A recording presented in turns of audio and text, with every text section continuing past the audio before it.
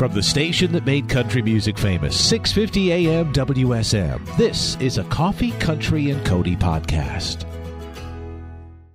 October of 2020, WSM Radio turned 95 years old. Hi, I'm Charlie Mattos. Thanks for joining us for this episode of our Coffee, Country, and Cody podcast. October 5th, 1925, WSM first signed on the air. October 5th, 2020, we were joined by one of the hottest new artists in country music, Carly Pearce, and one of the legendary voices in country music, Hall of Famer, Songwriter Hall of Famer, Country Music Hall of Famer, and nearly 60 years as a member of the Grand Ole Opry, Whisperin' Bill Anderson. We featured Carly on our last episode. This episode, we put the spotlight on Bill Anderson. Enjoy our Coffee, Country, and Cody podcast.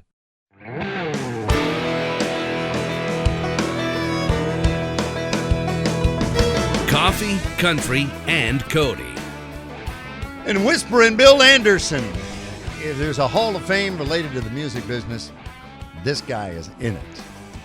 And I've always laughingly said when introducing him at the Opry, as a lefty, if he'd had a better curveball, he'd be in the Baseball Hall of Fame. Because that's where he really would like to be.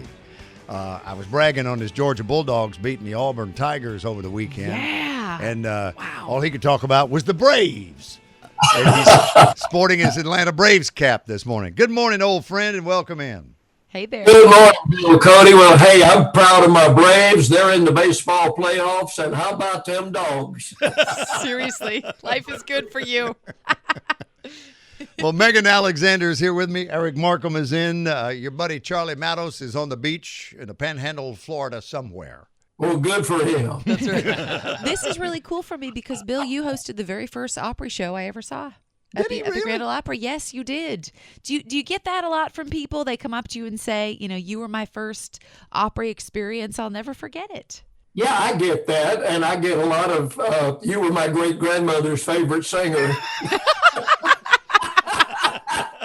I'm not going to tell you that. You're one of my favorite singers. Well, you are forever young, mister, and I think you know that, but it never hurts to hear it from somebody who loves you like we do. I'm trying to remember what threshold at the Opry, 50, how many years now? It's closer to 60 than 55, isn't it, that you've been a member? It'll actually be 60 in 2021, the 15th day of July. I joined in 1961. Wow. And so there is no truth to the rumor. I know we're celebrating the Opry's 95th birthday, but there is no truth to the rumor that I was on the original show.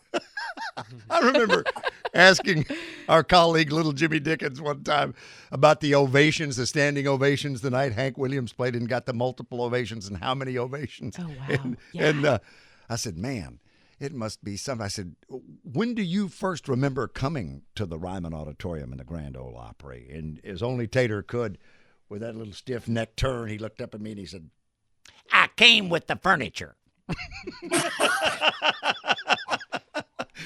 Who could deny that, right, Bill? That sounds exactly like him. You do a good Jimmy Dickens impression. Well, and you're still so active. You've just finished a new work called The Hits Reimagined. Share with your fans who are watching and maybe hearing about it for the first time, or others who are hearing about it and seeing this, about this new work. Maybe you should mention that. A little product placement never hurt. Yeah, what we did, Bill, was we went back in the studio and kind of, like the title of the album says, reimagined some of the hit songs, you know, everything from City Lights to Whiskey Lullaby and Give It Away. And it takes a lot of years to go from one of those to the other. But we did the songs kind of acoustically, stripped down a little bit, kind of up close and personal, intimate, maybe a little more than the original records. We've had a lot of really good response to it, and I really appreciate that. And not only did we do 10 vocals, but we did 10 instrumentals as well. And I get a lot of people telling me that they really enjoy the instrumentals. They put them on and just kind of relax and listen to them. They're very stripped down, nothing fancy, just basic acoustical country music. Well, October 17th, I will be there with you that particular night when Mandy Barnett, Chris Jansen, Brandy Clark, and Don Schlitz are a part of the Opry, as you will be. And I'm wondering, since we have now broken that threshold of no audiences to 500, Scotty McCreery and I did a Ryman show a couple of weeks ago where he had 125 folks That's that right. could come. Yeah. but this was the first time back at the Opry House that we'd had an audience. As you look back over your nearly 60-year membership at the Grand Ole Opry, what other time would come close to comparing to what we've been through? Oh, I don't know if there is any other time that would compare to it. We've certainly never had to shut down before. We've never had to take things quite as seriously as we've had to take them for this year. I think, if you look at this as a sad time, then back in 1963, when we had the tragic plane crash where we lost Patsy and Hawk and Cope and those people, and then the Jim Reeves plane crash in 1964, those kinds of things were sad. I don't know that this is as sad as that. This has just been the fact that we haven't been able to get together. And it's great that we're going to be able to get together again. I didn't know that Mandy Barnett and Don Schlitz were going to be on the show with me. I knew that Chris Jansen and Brandy Clark were. That's going to really be fun. I'm really looking forward to that. And 500 people, gosh, I haven't played to a crowd that big in years. Did you ever think you'd be saying that too?